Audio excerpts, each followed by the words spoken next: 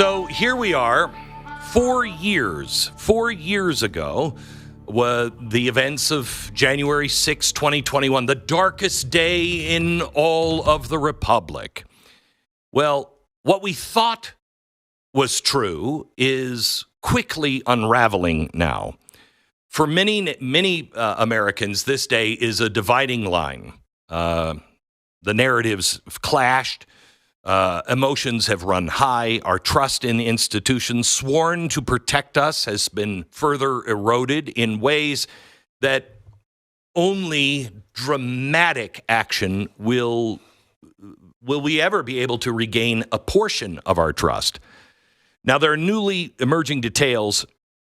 They're not just revelations. They are bombshells that force us to confront an uncomfortable truth about our government. And that should be the message of January 6th. And that message, the truth about our government, its accountability, and the lengths that it will go to preserve its version of a story, even when it is all a lie.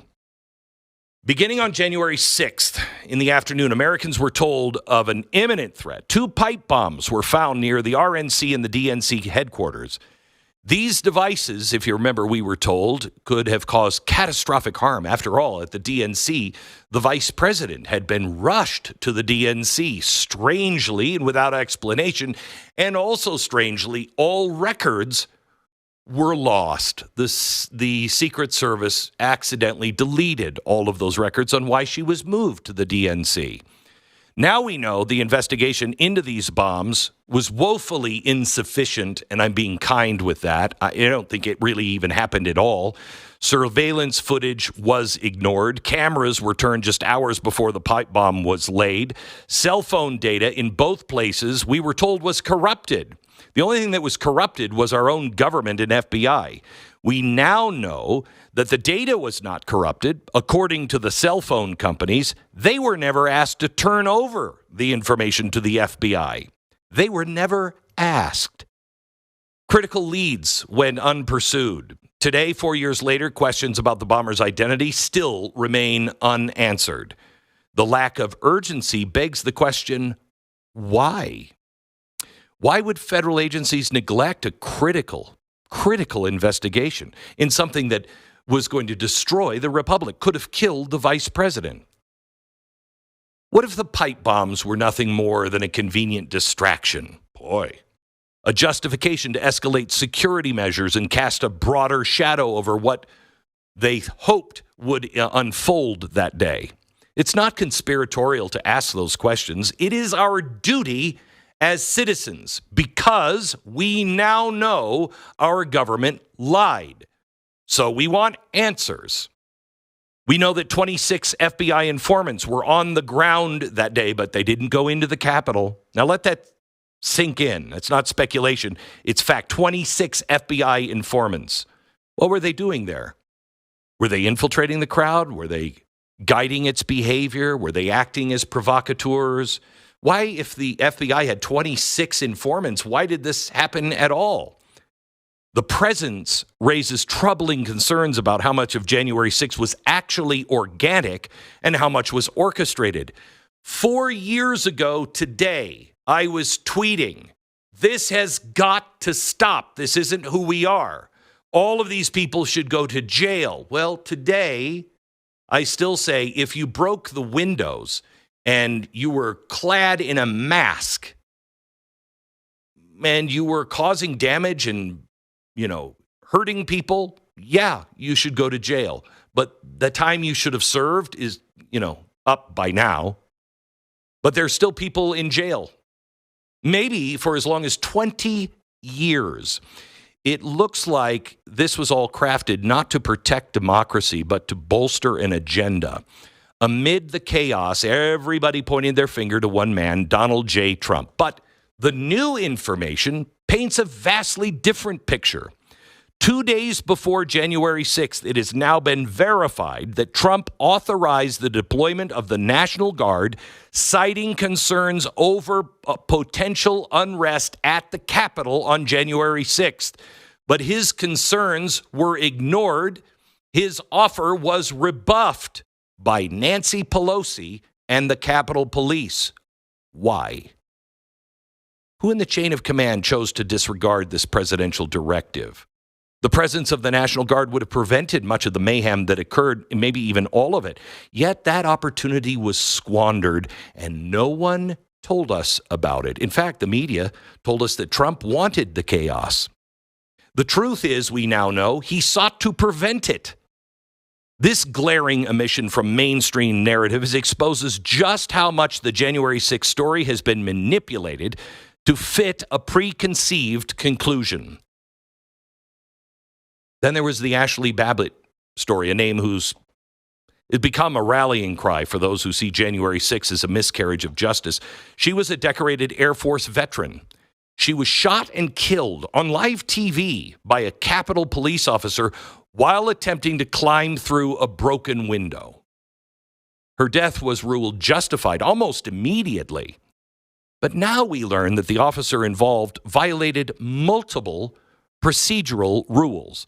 The officer, long shielded from scrutiny, held up as a hero, is now under investigation for misconduct so severe that it could lead to criminal charges. Think about that. A life was taken.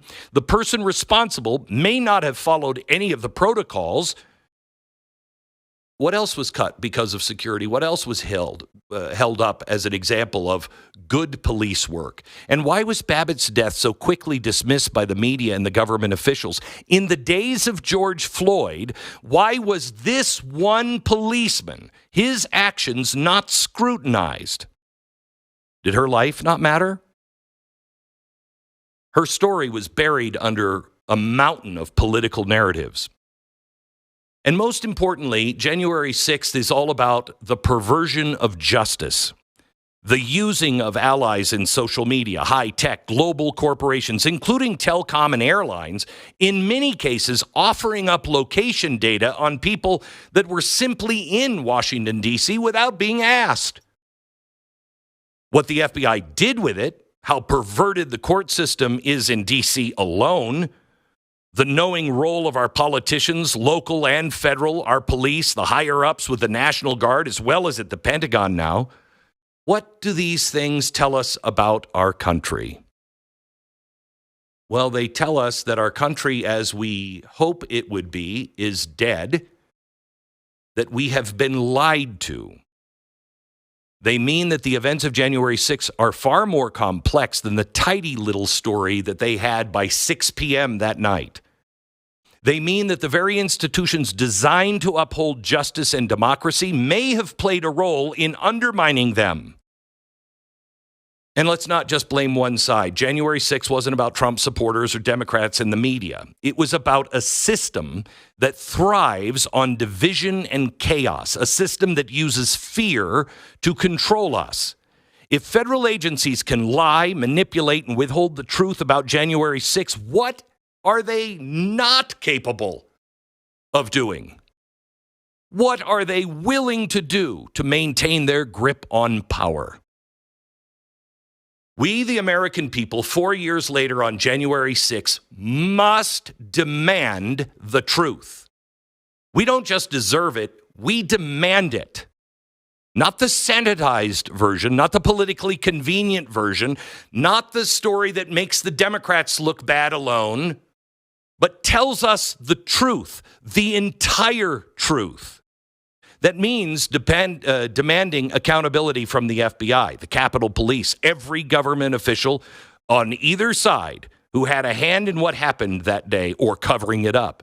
It means refusing to let the deaths, the lies, the unanswered questions fade into a history of political footnotes. It seems that January 6th, now 4 years later, we can say was not the end of democracy, but it may have been the beginning of the end for our blind trust in all of our institutions that we now know have failed us time and time again. The truth will set you free. We were preserved, I believe. God's not done with us. That was a miracle that Donald Trump was elected. That was a miracle that he lived to see the election. God did what we could not do. Now he is demanding that we do our part. And that is to ensure lies and corruption are not buried, but that we demand equal justice. I don't care who you are, where you work, what label you have, what party you belong to. This must end.